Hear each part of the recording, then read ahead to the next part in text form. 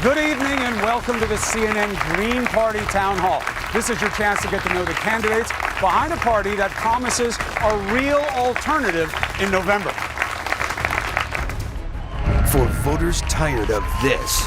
Friends don't let friends vote for Trump. Has anybody lied as much as Hillary Clinton? They're promising something truly different. When we stand up together, we are unstoppable. We say no to the lesser evil. For voters who wonder why them, they say, why not? We got a future that we got to take back. To skeptics who say they could hand the election to Trump or to Clinton, they answer, we are what democracy looks like! Green Party nominee Jill Stein, running mate Ajamu Baraka, aiming to reshape the race, to join the debate, and more. Turn the White House into a greenhouse! Can their message get traction? Can their difference really make a difference? We are the ones we've been waiting for! Your questions for the ticket promising better answers tonight.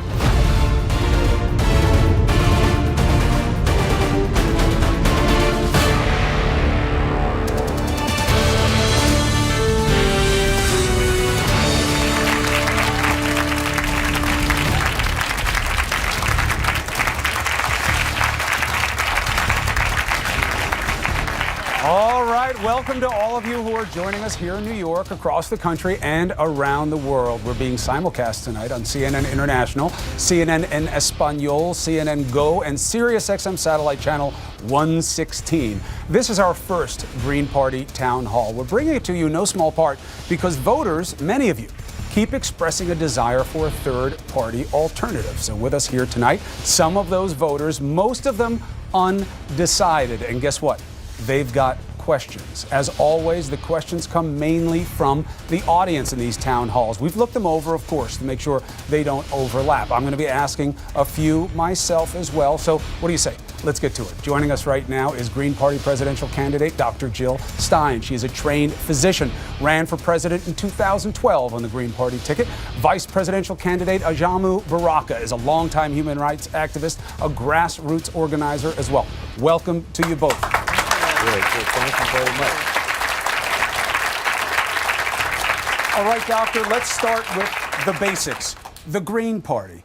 Tell the audience tonight what matters about this party. What does it offer that is better than everything else out there?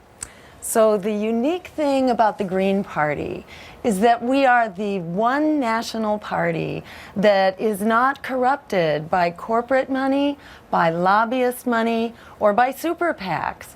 So we have the unique ability to actually stand up for what it is that the American people want, what everyday people want. That is, we have a jobs emergency, and we call for an emergency jobs program that will actually solve the emergency of climate change that we are seeing in the floods and the fires and the heat waves across this country that are so painful to watch right now. This is what the future looks like if we don't stand up and start doing something about it.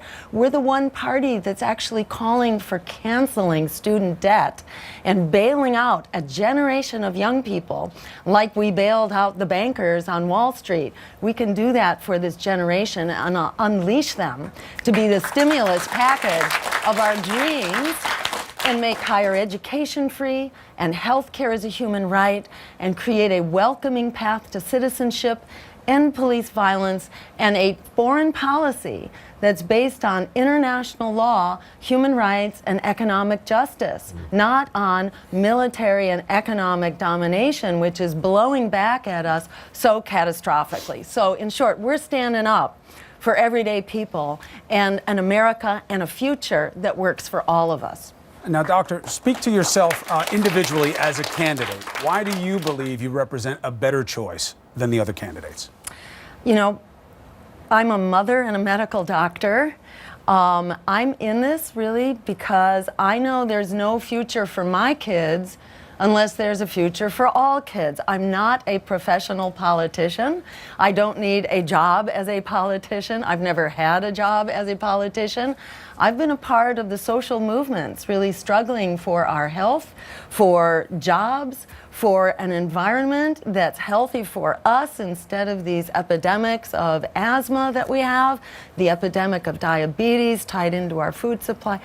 I got into this really, as a medical doctor, looking at this tide of illnesses that we didn't used to have and feeling like it wasn't enough to just give people pills and push them back out to the things that are making us sick. So I got involved with our communities to help correct these problems at their basics. So now I'm practicing not clinical medicine, but political medicine, so we can heal our political system and start to actually fix these problems that are threatening not only life and limb, but our very existence on this planet. Plenty of obvious symptoms. So let's talk about the man to your right, your choice of running mate Ajamu Baraka. Why was he your choice? Because he is an inspirational and passionate advocate for justice and for human rights. And we are at a crisis moment in this country and even globally, a crisis of injustice, of racial injustice and economic injustice. We need a national conversation right now so that we can get past this moment of police violence and this economic violence, this mass incarceration system that has so devastated our communities. And Ajamu's background is all about these struggles for justice, and for us to bring this conversation from our different perspectives and our different backgrounds. This is exactly the conversation that America needs to have right now so we can heal and become one community and move forward based on our human rights and our human values. So, Mr. Baraka, what is it that is motivating your interest in this election? What is your message to the voters? My motivation is that this is a critical moment that we have an opportunity to do something really different. I mean, I joined this ticket because I believe in Jill Stein. I believe in this party. The Green Party is the only vehicle we have right now that can offer a real alternative. You know, people are not ready to accept the notion that we have to be held hostage to these two elite parties. People are willing to gamble with the possibility that we can really build something new and different. So I think in 2016, we have this kind of historic opportunity. As Dr. Stein said, you know, my whole life has been about building alternative power. It's about speaking truth to power. It's about understanding that it is the people themselves that have the possibility to transform their conditions and transform themselves. So that's my motivation too, after all these years, to step into this electoral process, to be subjected to the kinds of dirty politics involved in this, because I really believe that at this moment we have a real possibility of moving forward collectively in a new way. All right, so the question then becomes, well, how do you do that? All right, this is a process. You get exposure. You do a lot of it online. We're giving you an opportunity here at CNN. We believe it's part of our duty to the process to represent all the different parties that are options. But that's not enough. The debate stage has a requirement, 15%. The media doesn't design it. As you well know, there's a committee that does it, that is staffed. They've come up with 15% of 5 national polls that they pick. You're nowhere near that. The Libertarian candidate is nowhere near that. Together, you're not even near it. So you sued, it didn't work. What do you do to get the exposure you will need to be competitive? So, you know, this is not going to get decided in a court of law. Excuse me. I think it will get decided in the court of public opinion. This is about we the people standing up. As Americans, we not only have a right to vote, we have a right to know who we can vote for. And the Commission on Presidential Debates is not just an ordinary public interest commission. It's a private corporation that is run, excuse me, of, by, and for the Democratic and Republican parties. The League of Women Voters quit the debates when the commission came forward, and they quit saying this is a fraud being committed on the American voters, because it allows these two parties to set a standard for admission that silences political opposition. We have a right to know who our choices are. There are 4 candidates who will be on the ballot, that is 4 candidates for president, who will be on the ballot for just about every voter in the country that have the numerical possibility to actually win the election, that represents a much greater diversity of choices than just Hillary Clinton and Donald Trump, where one of them is a member of the billionaire club, but the other one has actually been quite an ally and an advocate for the billionaire club. So the American people deserve to hear from people who are not part of that economic elite and the political system that serves it. So I want to encourage people to go to Jill2016.com and sign up on our campaign to open up the debates, and hold on to your hat and stay tuned, because I don't think the American people are going to take this sitting down. There is too much at stake. We need real democracy. Question about your opponents. One of the big markers in this process is when the main candidates wind up getting their first intel briefing. Donald Trump got his today. Hillary Clinton's going to get one very soon. Critics of Clinton have said, because of what happened with the email server, and I'm bringing it up because you've been very robust on this issue, they say she has shown an inability to deal with classified material. She should not get the briefing. Do you agree with that? You know, I'm not. I have not been informed yet on exactly the nature of this briefing, but I will say she's under a lot of pressure right now. You know, and she's being very carefully scrutinized. Part of the problem, you know, with Hillary's abuse of the rules, she was sort of too big, too big to jail on the rules, and she violated those rules with a sense of impunity. And she violated them for a purpose which she stated herself, that she wanted her private information private. Now, it turns out half of her emails she deleted as private. If someone is working for you and half of their emails on the job are for their private personal foundation, it really raises questions. So I do have serious questions about Hillary's judgment, her safeguarding of national security information, and above all, her trustworthiness in the job where she will have her finger on the button, given how she handled major decisions both around the war in Iraq, but then especially around the war in Libya, where she led the charge. So yes, I have serious concerns about Hillary. That's why I'm in this race to provide an alternative to people who don't like Donald Trump. You know, you have more alternatives out there than just Hillary Clinton. Speaking of Mr. Trump, Mr. Baraka, he's shaking up his campaign. Why? Well, what the outward signs are that he's getting ready to double down on what he believes got him here in the first place. He's going to go right back at Hillary Clinton, forget the teleprompter, forget about messages and all these speeches. I'm going to get after her, and that's what I do best. Now, many people are concerned that that's going to make what seems very negative already like a scorched earth environment. Now, you're no stranger to heated rhetoric, but do you have a concern about what this election may descend into, which means not talking about any of these people, but really devolving into a conversation about who's the worst person? Well, I am, because it has really harmed the possibility of real democracy here in this country. When you have someone like Donald Trump and what he represents, the kind of dark forces he has been appealing to, it's only going to result in a continued deterioration of the democratic practice and process here in this country. You know, we're going to have to deal with Donald Trump even after the election, win or lose, because he is appealing to a social base that is prepared to continue to embrace some of the darker side of humanity. His appeal to folks who embrace xenophobia, racism, his bigotry around religion, the unfortunate reality is that it has resonated with some elements of this society. So, you know, if he's committed to doing that, that's fine.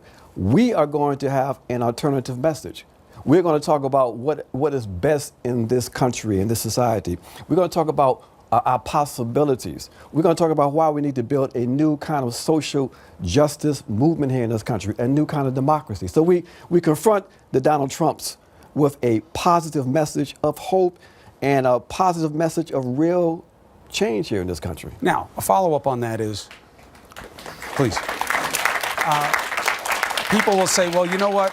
When Donald Trump is speaking in what some would call negatively, it's actually what he's doing is he's speaking the truth. Now, that is a criticism that's been leveled against you as well. When you've talked about the President of the United States, Barack Obama, you've referred to him in very ugly ways that are very negative. You're talking about being hopeful and aspirational. Mm-hmm. How do you reconcile that with what you've called the President of the United States? Well, as you say, you have to basically call it as you see it. And be prepared to speak truth to power. And my concern, my critique of Barack Obama was that Barack Obama had an historic opportunity to transform this country. He appeared not to be prepared for the moment. He allowed his commitment to neoliberal policies and a neoliberal worldview to undermine the possibility of greatness for this man. So, you know, I know that people had a tremendous amount of hopes and dreams in Barack Obama, but he did not live up to that possibility. He in fact has provided cover for the continuation of policies that have had a detrimental impact on working people in this country and even minorities. So my responsibility is to call it as I see it. There are legitimate arguments to be made. Obviously, you're receiving applause for them, but you called him an Uncle Tom. Now, that's a little bit different than making legitimate arguments, right? Do you see what I'm saying here? Well, you know, in that conversation, it was to a specialized audience that understood the context and the reason why I framed that in that way. Is there any good context? Well, it's not good to be Uncle Tom either. No, there's no good Tom, none of that. What I wanted to do was basically to tell people who had still had this hope in Barack Obama, that if we were concerned and serious about how we could displace white power, we had to demystify the policies and the positions of this individual. So that was how it got framed, to sort of shock people into a more critical look at this individual, and that's how I did it, and I stand by that, even though it sounds very inflammatory and provocative and probably very strange to this massive audience here tonight. And for you, Dr. Stein, when you're making the decision to pick Mr. Baraka, obviously he was your choice. That didn't bother you. You saw past it. Explain to the audience, once they start getting deeper into seeing both your backgrounds, this is going to come up. What do you want them to know? Yeah, I am so grateful that we have an opportunity to go beyond sound bites. And I understand Ajamu's passion, his frustration, and his struggle. And I also understand his transcendence and the way in which this is a challenge to us all right now, to both feel the passion of our struggle, but also to be capable of transcending it and connecting with each other, healing our wounds, and forging a bigger vision and the bigger community that we have to be if we are going to survive in this country and in this world. So, you know, I think we have all been guilty of using some language that doesn't play well as a soundbite. And I look forward to having the longer conversation that allows us to actually see, and I worked with Ajamu for years, so I know that I have never heard him use derogatory language, to tell you the truth.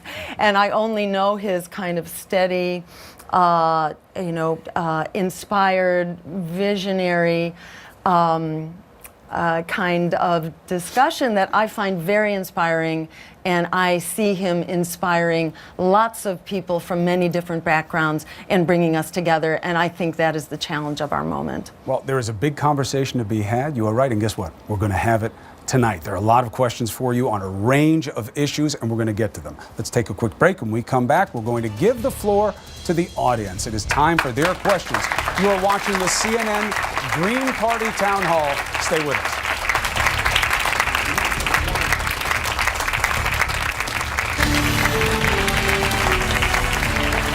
We're back to the Green Party Town Hall. Time now for questions from the audience. Our first is from Gloria So. She's a student at Columbia University. She did support Bernie Sanders in the Democratic primaries, but now she's undecided. She says she is leaning in favor of Hillary Clinton. So, Doctor, Mr. Baraka, here is your shot to win her over. Go ahead. Hi, Dr. Stein. My question today is, what would you like to say to win over Sanders supporters like me who are absolutely not voting for Trump but are feeling somewhat disillusioned by Clinton? Great. So first, what I would say is thank you so much for having changed the political landscape forever. So big thank you to all of the Sanders supporters. And the political system will never be the same. And what I have to say is that you've learned really in real time why it is that you can't have a revolutionary campaign in a counter-revolutionary party. Bernie did everything right, and his supporters did everything right, but the playing field was really steeply and unfairly tilted against you, from superdelegates to Super Tuesdays to voting irregularities to the emails that showed how the DNC, the Democratic National Committee, was colluding behind closed doors with Hillary Clinton's campaign to smear Bernie Sanders in the press. And this was extremely unfair. And then Hillary now, has really moved to court Republicans, has sort of an official committee to bring Republicans over. She's appointed a centrist vice presidential candidate. They did not allow some of the Sanders spokespeople to have a role in at the convention. Bernie himself was relegated to a very low-profile role. So what I'd say is all the work you did and the incredible passion and vision and blood, sweat, and tears that you put into that campaign, that lives on. And Bernie himself said, it's a movement, it's not a man. And it's clear Hillary does not represent what you were working for. Our campaign has been here from the start. Many people have looked to us from Bernie's campaign as Plan B, so that if they ran into trouble, they could continue building this revolutionary campaign, but now all the stronger for being inside of a revolutionary party that supports the work that you're doing and will continue to build it until we prevail. Now, Mr. Baraka, the polls show about 7 in 10 Sanders supporters say they're going to go with Hillary Clinton, but they're varying degrees of strength. So they're going to do their research. They're going to see that on party platforms, the Green Party does line up with a lot of the things that Senator Sanders was fighting for. But when they do their research, I want to give you an opportunity to clear up some of the things you've said about Senator Sanders, because not all of it was flattering. The main idea you had was that Bernie Sanders should be seen as an ideological prop. And that there was an idea of nativism to his campaign, an idea of complementing white supremacy to his campaign. What did you mean by those statements for when the Sanders supporters come looking your way? Well, what we had to do was to raise some issues that seemed to be at one point very troubling. Chris, I wanted to feel the burn. I really did. And so, as Dr. Stein said, I saw from the very beginning the real possibility for this campaign to really expand the scope of conversation here in this country, to introduce to the American people a term like democratic socialism, to really tap into this desire that people had for real change. But I was troubled by some other tendencies, and that is that we can't build a progressive or revolutionary process by just looking at the United States of America. That, you can't disconnect U.S. foreign policy from domestic policy. And so I was concerned by some of the comments around, allowing the Saudis to get their hands dirty, because many of us who follow geopolitical events understand that not only were the Saudis' hands dirty, they were dripping with blood.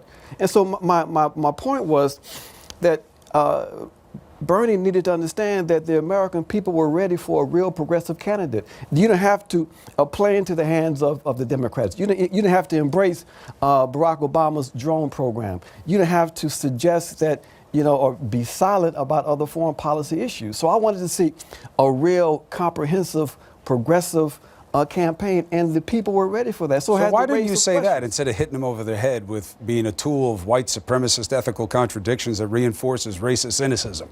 Why'd you have to hit him over the head with that, Senator Sanders, if you wanted to feel the burn? That's not trying to feel the burn. Yeah, because I wanted him to deal. I wanted his supporters to deal with those contradictions.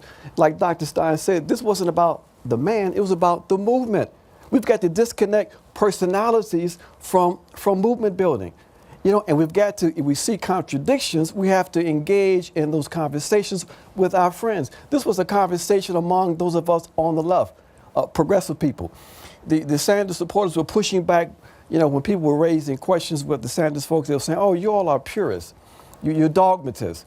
And my comment in that article was, look, there are some serious questions being raised. I never wrote an entire article on the Sanders campaign, but I was pushing back saying, look, you can't just dismiss the critique. If we want to be serious about really building progressive power in this country, talking about our conversation among ourselves, we've got to deal with these contradictions. So, if you only look at the U.S., if you only prop up life in the U.S., you are privileging life in the U.S., you're privileging white life when the Saudis and others are involved in killing black and brown people around the world. We have a question that goes to America's reach around the world. Now let's bring in Alexander McCoy. He's a former Marine Corps sergeant. He's from Rhode Island, and he served in Saudi Arabia, Germany, and Honduras. He's now a student at Columbia University. He says he's leaning towards supporting Secretary Clinton. Interestingly, for you, Alexander, Mr. Baraka, I believe, is the only person who served active duty in the armed forces in the race right now. So what's your question, sir? Dr. Stein, you said that you oppose the use of U.S. forces overseas. U.S. forces are currently engaged in airstrikes against ISIS and other military operations. My question is, do you consider ISIS to be a threat to the U.S. or to U.S. allies and partners in the Middle East? And if so, what would you do to defeat ISIS that the Obama administration is not currently doing?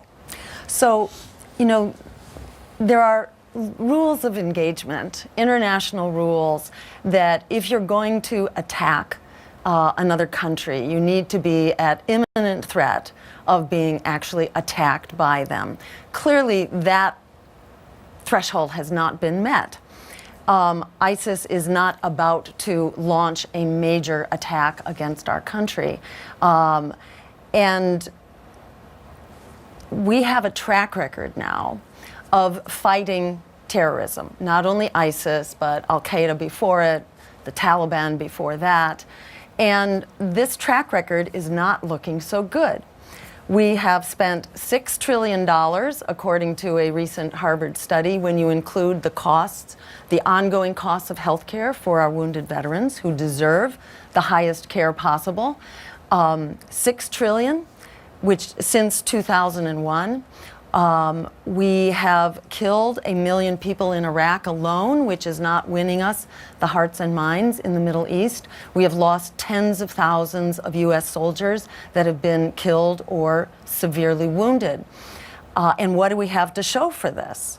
Failed states, mass refugee migrations, and repeated terrorist threats that get worse with each cycle. So ISIS grew out of the catastrophe of Iraq. Al-Qaeda, in turn, grew out of Afghanistan. And in fact, in Afghanistan, it was the CIA and the Saudis together who created the first so-called jihadi movement with the Mujahideen in order to make trouble against the Soviet Union. So this has been a very ill-conceived plan that has been backfiring madly against us. So what we say is that we need a new kind of offensive in the Middle East, because bombing terrorism and shooting terrorism is not quelling terrorism. It's only fanning the flames of terrorism, the misery and the poverty that drive terrorism. We are calling for a new kind of offensive, a peace offensive in the Middle East that begins with a weapons embargo. And since we are supplying, the U.S. is supplying the majority of the weapons to actually all combatants, we and our allies are arming most of the fighting forces in the Middle East. We can initiate that weapons embargo, and we also call for a freeze on the funding of those countries who continue to support jihadi terrorist enterprises. Hillary Clinton herself said in a leaked State Department memo that in fact the Saudis are still the major funder of terrorist Sunni enterprises. So if we started it, we and our allies have the capacity to shut it down. So that's how we need to move forward. So, Doctor, just to be clear, you said you call for a military spending cut of 50%. You want all foreign bases closed. There's no question that this is a complex problem. It's not just a military solution, but the military is almost always involved in different reckonings of a solution. Are you saying that there'd be no U.S. military presence anywhere else in the world and that would keep America safe? So we now have somewhere between 700 or 800 or even more military bases around the world. Do you know how many military bases all other countries combined have? About 30. There's something really wrong with this picture. Do you know? Do you know how much of our budget actually goes to maintaining this bloated and dangerous military budget?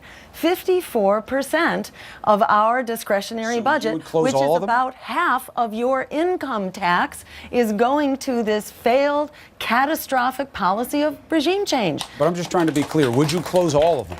That would be our presumption. There may be certain bases for certain circumstances that need to remain open. But our presumption is to close the bases. And our presumption is also to shut down the weapon systems like the F-35 that will cost us almost $1.5 trillion before we're done. Or to shut down the new generation of nuclear weapons, which has no role whatsoever in military or on the planet. We need to be backing off and phasing out all nuclear weapons now, not moving forward with a new $1 trillion program for new nuclear weapons. Mr. Baraka? You know, Chris, there's an assumption in your question that we have to take a look at, and that is that that we're going to be able to respond in a military fashion to all of these various threats. See, one of the reasons why we have the ISIS threat today is because of the enormous incompetency of U.S. policy in the so-called Middle East over the last 16 years. Mm-hmm. You can't, talk about the ISIS threat and then not look at the kinds of policies that help to facilitate the growth of ISIS. You can't talk about your concern about the possibility of imminent attacks in the U.S. and support policies that created a territory in Syria where people were able to train, equip themselves, and be prepared to launch attacks all over the world. So I would invite the American people to look critically at the policies pursued by both the Bush and the Obama administrations that helped to create the problem that we now have. Look, the security issue is real. There's no question about that. Okay, and people are concerned about that, and we understand that. But this sort of knee-jerk response in terms of military action, we've got to be very, very critical of that. And because this notion of militarism has been sold to the American population, and people, just think that the first reaction is a military one, when what we're looking at is a political and an ideological challenge also that the U.S. foreign policy has played right into. Let's get to another question. Jasmine Rebadavia. She is a second-grade teacher from New York City. How badly did I mangle your name, by the way? Let me hear it the right way. Rebadavia. Oh, so close. I said it that way in rehearsal. Very close. You're currently undecided. What's your question? Yes. Hi, Dr. Stein. First off, thanks so much for your time this evening. Thank you. I'm interested to hear more about your personal faith or your personal beliefs. I understand you grew up in a Reformed Jewish household. Do you currently believe in God? And could you tell us more about your personal journey in this area? Great. So I grew up a very religious person. I was probably the most religious person in my family.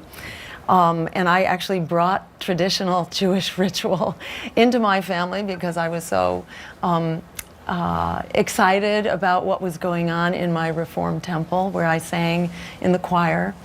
And certainly my view of the world, I have to say, just grew out of the morality and the tales that I was learning from the Old Testament.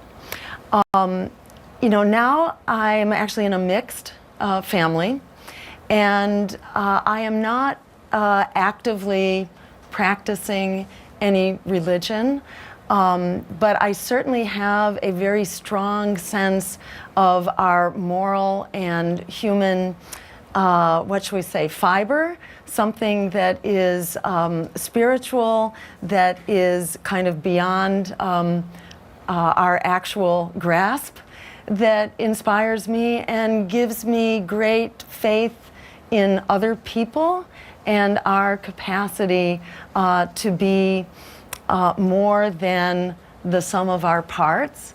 So I don't fall into any particular religious box or conventional view, but I certainly carry on that spirit that inspired me way back when. Jasmine Rebadavia, thank you very much for being with us. Another question. I want you to meet Dr. Diane Hess. She's a pediatrician here in New York City. She's an independent and says she's still deciding whom to vote for. Hi, good evening. Good evening. So my question is, as a pediatrician, I do not allow non-vaccinated patients, nor patients whose parents want to delay the vaccine schedule, into my practice. I care for many children who are immunocompromised or too young to get some vaccines, such as measles or whooping cough, which is an epidemic now, and they're very susceptible to these diseases. So when I was reading your statements, you seem to support vaccines, yet you're evasive about your schedule or the support of the schedule. So I just wanted you to clarify that for me. So that statement about the schedule was taken out of context. So when I was practicing and following issues around immunization, which I am not now, there were concerns at the time about the mercury dose in vaccines and how kids might be loaded up in a way related to that schedule and the presence of thimerosal in the vaccines. And that's what I was referring to, that there were legitimate questions at that time. But I understand those, the thimerosal has been taken out of the vaccines, anything that would be given to a child, and it's no longer an issue. I think there's kind of an effort to divert the conversation from our actual agenda, because the idea that I oppose vaccines is completely ridiculous, or that I'm anti-science. And I would encourage anybody to go look up the books that I co-authored with other physicians and public health experts at Physicians for Social Responsibility. One is called Environmental Threats to Healthy Aging, Toxic Threats to Child Development. Those are two books, actually, that are both available for free on the web. You can read them on the web or download them. They both review science, and they review scientific studies to have a better understanding of what is the conditions that may be driving the developmental disabilities, what may be contributing to these issues that we're seeing, and likewise, what are some of the contributors to chronic disease in adults. There are clearly, environmental factors here that are playing a role. So just for policy wonks, for geeks, for science geeks, you can show yourself, if you have any doubt, that I too am a science geek. I am certainly not hostile to science. I'm not anti-science. I believe that asking questions is part of our responsibility as scientists and as physicians. We always need to be asking those questions. Dr. Hess, thank you for the question. Let's take a quick break. When we come back, we have more audience questions here at the CNN Green Party Town Hall.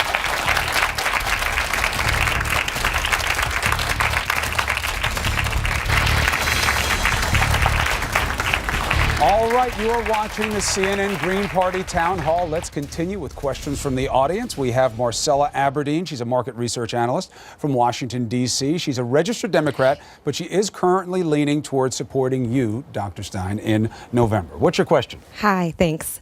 You tweeted during a Democratic town hall at Hillary Clinton a statement that I agree with as a feminist, and it read, "In order for women to achieve equality around the world, a feminist cannot be an imperialist and a warmonger." Can you talk a little bit more about this statement? Specifically, Can you talk about the way in which you think your feminism is different from Hillary Clinton's and the implication that would have on foreign policy? Thank you. Thank you so much. Really important question. In my view, it takes a village to raise a child. In my view, being a feminist has a lot to do with nurturing our children. It's about equal rights for women, but it's also about kind of a special vision for women that we are the caretakers of children, of our parents, of our communities. There's something about us that just wants to take care of people. And to me, that's the height of feminism.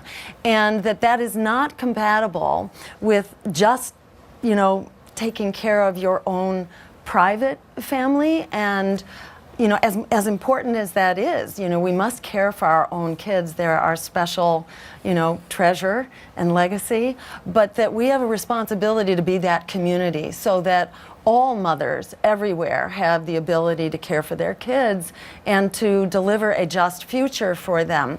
And many of Hillary's positions, whether it was helping to destroy the social safety net, aid to families with dependent children, welfare as we knew it, was basically destroyed by the Clintons, who wanted to replace it with something else that put millions more kids into poverty. Whether it was the Wall Street deregulation, again cheered on by both Bill and Hillary, that led to the meltdown and the loss of 9 million jobs and the theft of 5 million homes, largely from communities of color and lower income families. And then the war effort that Hillary has especially been, the engine behind, whether Iraq or Libya. She wants to go into Syria and create a so-called no-fly zone, which risks going to war with Russia that's already in that airspace, which would be a very scary thing to do. So to my mind, that's just not compatible with what my view of feminism is, that has a responsibility not just to your own family, but to all families and to the human family. Another question. Let's bring in Andrew Fader. He's a software engineer from the Bronx. He supported Bernie Sanders in the Democratic primary. He's now leaning toward supporting Hillary Clinton, but this is your chance. Go ahead. Thanks, Chris. Dr. Stein, given the way our political system works, effectively you could help Donald Trump like Ralph Nader helped George Bush in 2000. How could you sleep at night? I will have trouble sleeping at night if Donald Trump is elected. I will also have trouble sleeping at night if Hillary Clinton is elected. And as despicable as Donald Trump's words are, I find Hillary Clinton's actions and track record is very troubling. So Donald Trump, bashes immigrants and is a xenophobic and racist loudmouth. But Hillary Clinton, has been promoting these wars that have killed 1 million black and brown people in Iraq, for example. The Democratic Party has become the party of deportation and detentions and night raids with, millions of people deported under Barack Obama.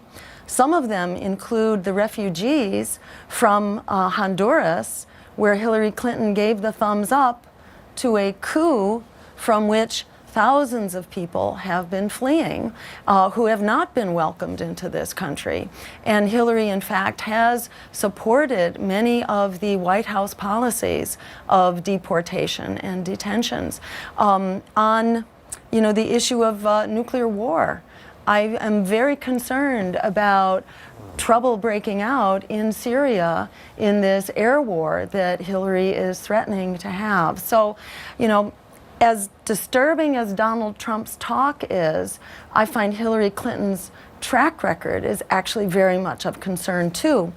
This politics of fear that tells you you've got to vote against the person you most dislike or the person you are most afraid of, that politics of fear has a track record, because a lot of people have been, you know, that's been like the prevailing mythology. You got to vote your fears, not your values. And what has that delivered? You know, all the reasons you're told to vote for the lesser evil, because you didn't want the expanding wars, you didn't want the meltdown of the climate, or the Wall Street bailouts, or the deportation of immigrants.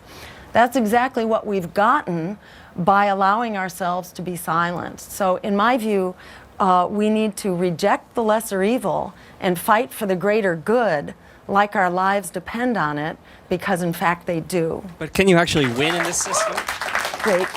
Great question. Yes, and what'd you say, Andrew? I didn't hear you. Can you actually win in the corrupt, rigged political system that we have? Is it actually possible for you to even come close? So let me say first, it's definitely not possible for us to win with two corporate political parties that are funded both by big banks, by fossil fuel giants, by war profiteers, and by insurance companies. We are not winning. There may be differences between the two parties, but not enough to save your job, to save your life, or to save the planet. Here's how we can win. There are 43 million young people and not so young people who are trapped in predatory student loan debt. That is a winning plurality of the vote. Ours is the only campaign that will cancel that debt and bail out young people like the establishment bailed out Wall Street. When that word gets out to 43 million people that they can actually come out and take over this election and cancel that debt, we could see something happen, not splitting the vote, but potentially flipping the vote, so that we who are the underdog deserve to be the top dog and actually could be the top dog if we stand up with the courage of our convictions. It's not only 43 million young people locked into student debt with no future.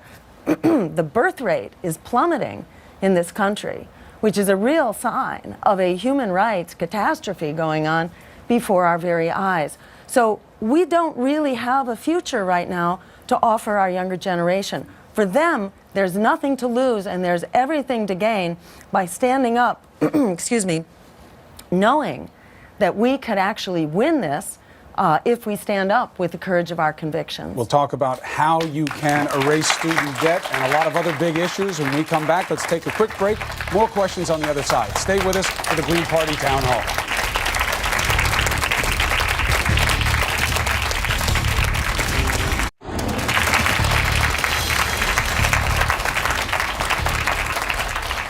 Welcome back to the Green Party Town Hall here on CNN. Dr. Stein, you're talking about a very provocative and intriguing concept. You said there are 43 million people out there carrying student debt, right? And I know that number, and some estimate that number could be twice that if you look at all the people who continue to carry it up well into adulthood. Many people say it is the new mortgage of this generation. So the question becomes, something as enticing as erasing all student debt begs the question. How could you ever do that? How? So let me say first, we found a way to bail out Wall Street. And when we needed the money, we found it, including about $17 trillion worth of practically zero interest loans, which was made available as needed.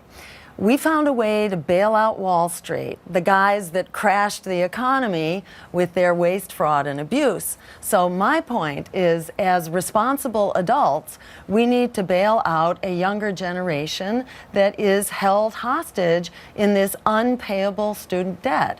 It's terrible for them. It's terrible for our whole society, because it's always the younger generation that leads us forward, to create the economy of the future, and to lead the social changes that we urgently need right now. But the concept itself, as enticing as it is, there's one apples to oranges thing here. Quantitative easing, which you've talked about, TARP, TALF, whatever acronym you want to throw at how we dealt with the banks in 2008, right or wrong, those loans, zero interest in some cases, some not, were repaid. That's right. So that would not erase student debt, right? Because no matter what interest rate is, you still got the principal. Right. So how do you do this? Because it's not going to be the same mechanism as you had with the banks, because they repaid the loans. That's right. And how would you ever get a Congress that wants to do nothing like this to do anything like this? So, you know, it was easy for the banks to repay the loans because they're an extremely advantaged and privileged group. They get the money at zero interest, they loan it out at 7%, so it's really easy for them to pay back those loans. Young people are not in that situation. They don't have the jobs that we need. We don't have an economy that can employ them. So here's what I'm suggesting. That debt is largely owned now by the federal government, the vast bulk of it.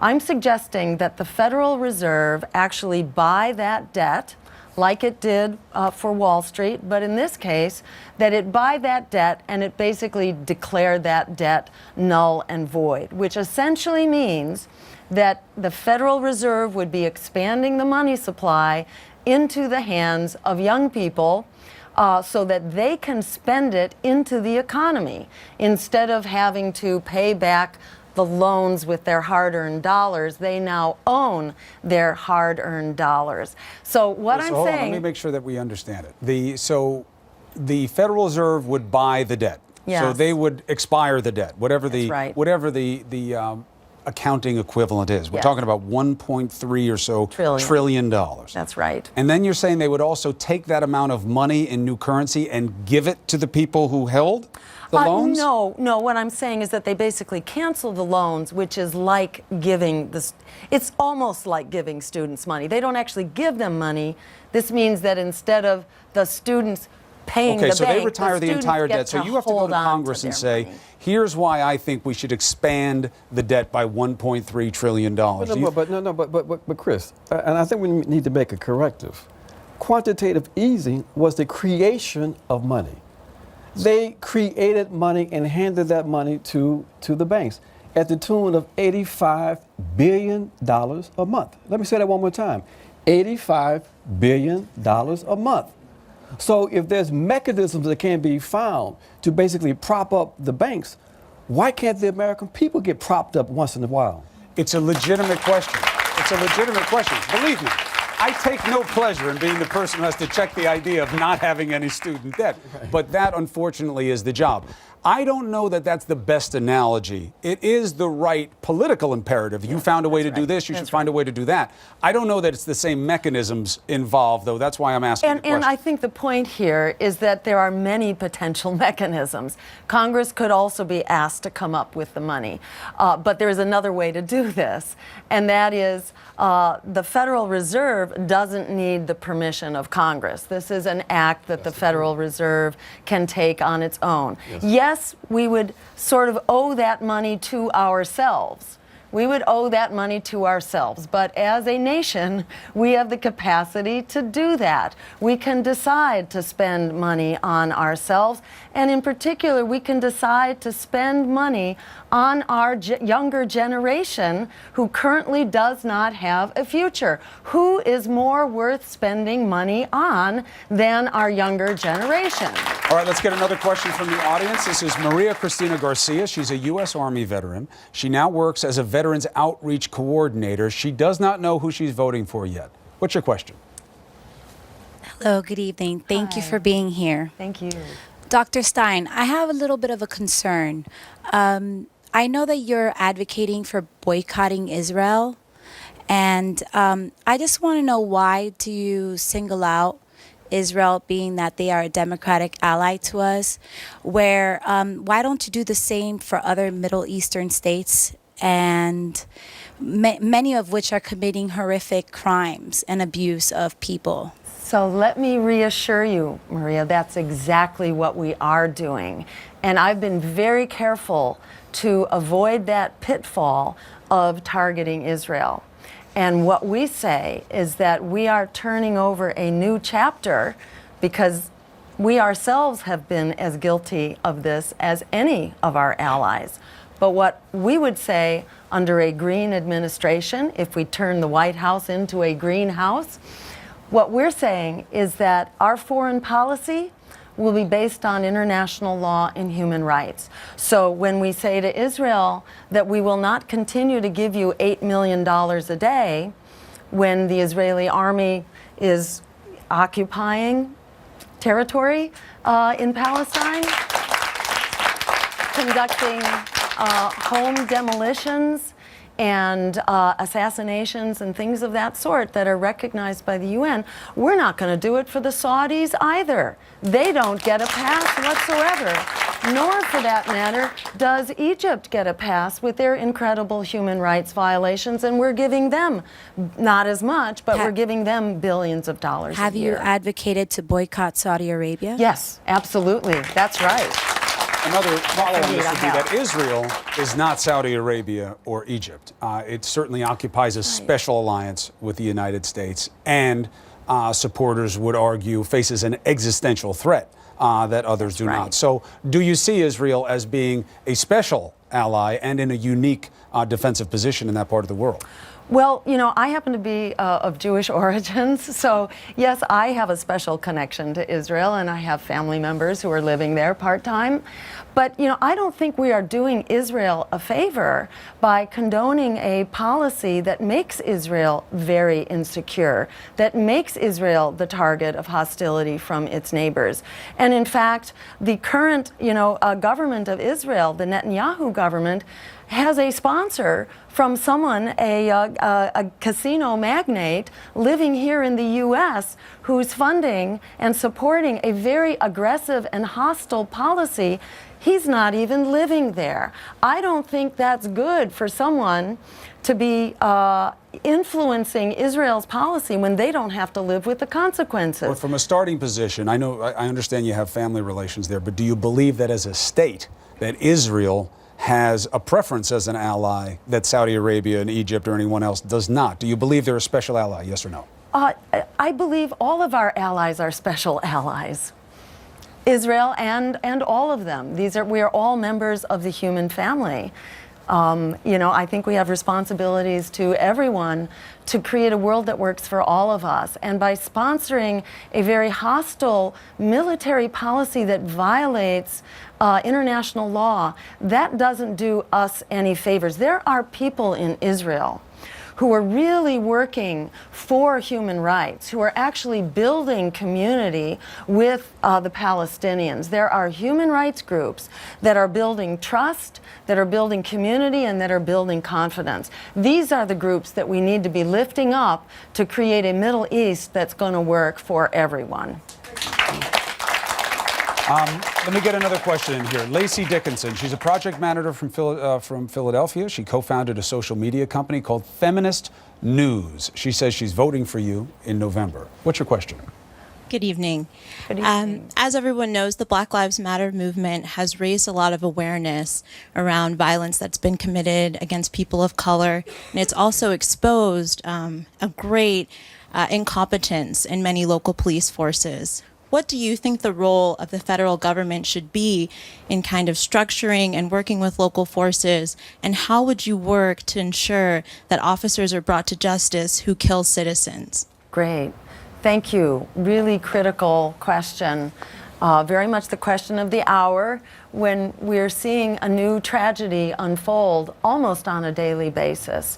So this is a crisis, and it's very much related, I think, to an ongoing crisis of racial injustice that really has been kind of a continuing legacy from the criminal institution of slavery on which this country was founded. From slavery to lynchings to Jim Crow to segregation, mass incarceration, the war on drugs, and now police violence. So we have a deep problem here. And I want to suggest a couple of things we need to do. Some of them are focused and some of them are very big. So number one, we need to ensure that every community has a civilian review board so that communities are in charge of their police instead of having police in charge of their communities, for starters. We need to ensure that every community has access to an independent investigator.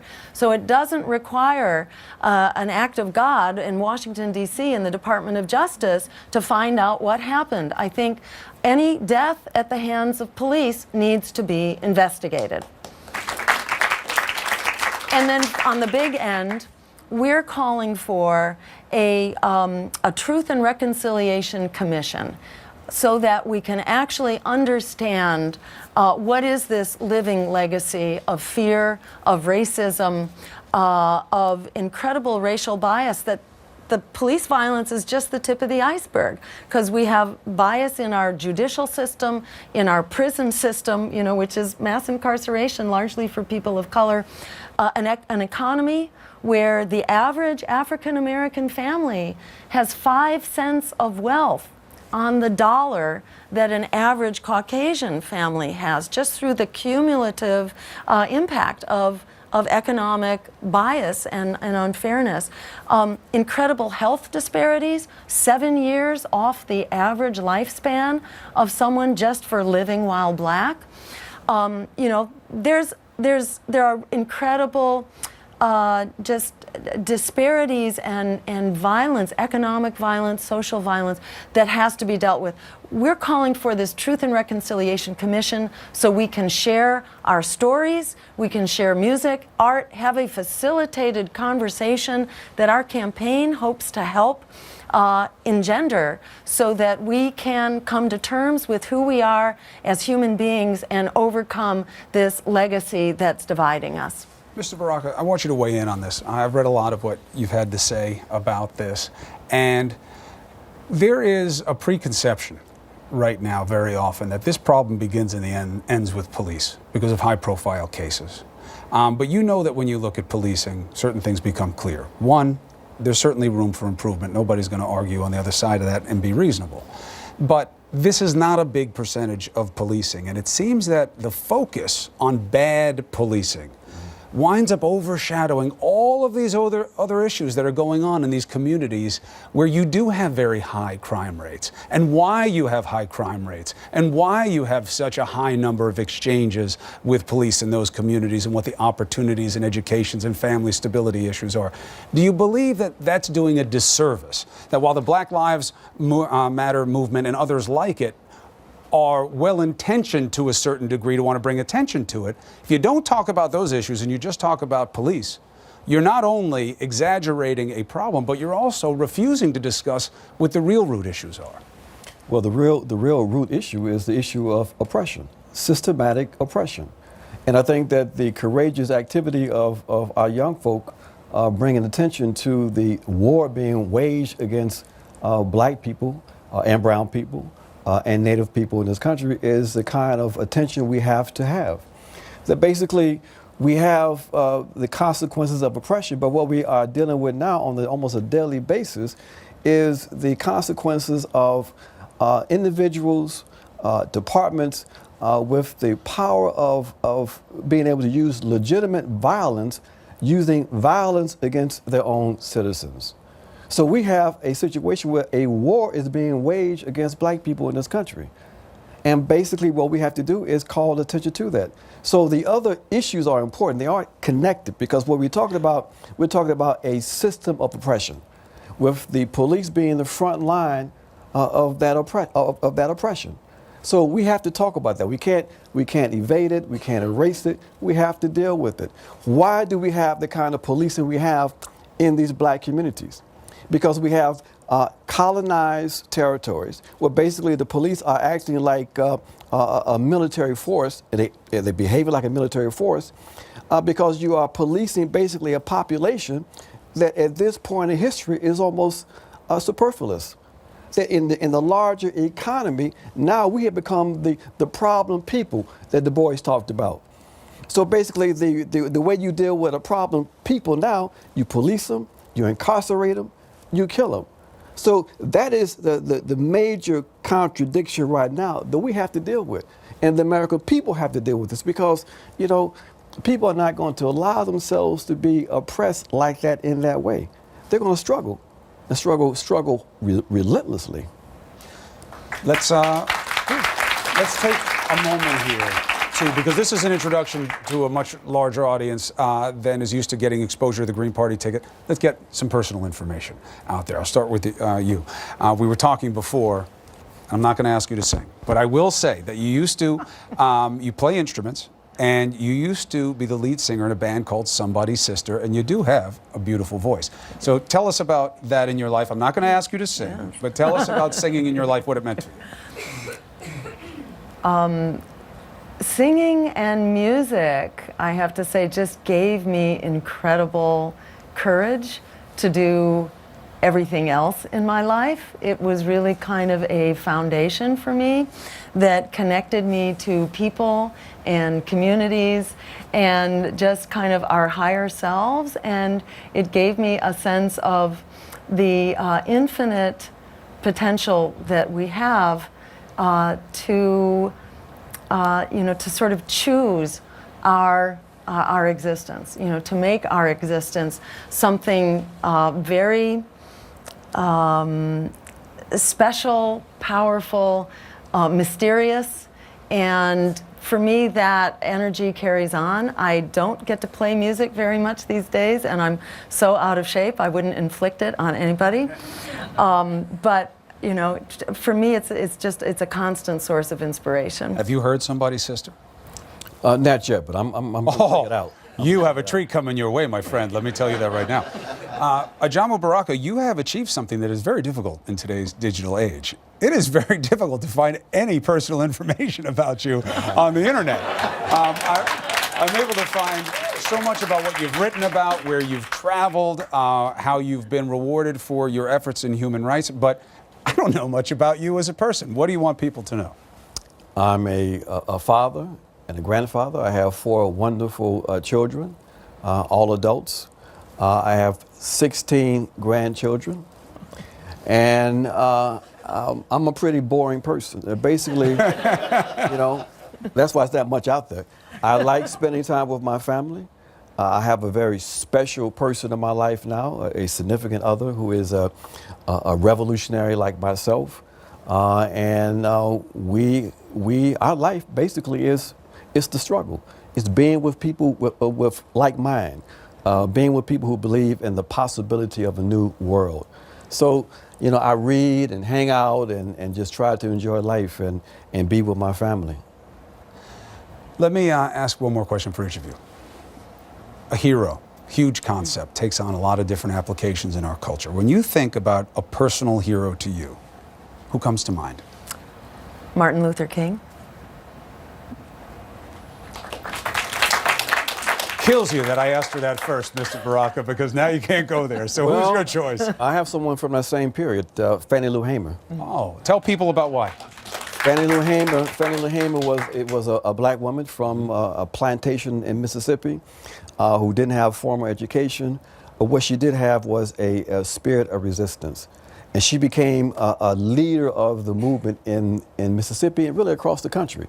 And she was famous for going to the Democratic Convention in 1964 and demanding with other members of SNCC and the Mississippi Freedom and Democratic Party to sit in place of the Mississippi Democratic Party, because they said that the party from Mississippi was illegal and that the real representatives were the black masses and other progressive whites in Mississippi. And they were denied, of course, and Johnson tried to eliminate her influence, but she was a hero to millions of people around the world. She's my hero. Dr. Jill Stein, Mr. Ajamu Baraka, thank you very much for taking the opportunity. Special thanks to our audience here and to you at home. That is it for the CNN Green Party Town Hall. Time now for CNN Tonight with Don Lemon.